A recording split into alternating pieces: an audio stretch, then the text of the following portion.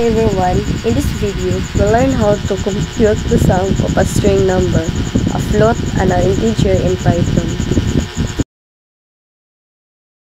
So we have three variables. The first one is a string that looks like a number, the second is a float, and the third is an integer. We can directly add a string to numbers, so we use typecasting. We convert the string into an integer.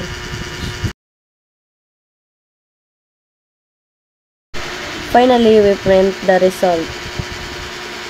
When we run this program, the output is the sum is 40.5. That's how you compute the sum of different data types, string, float, and integer in Python using typecasting. Thanks for watching.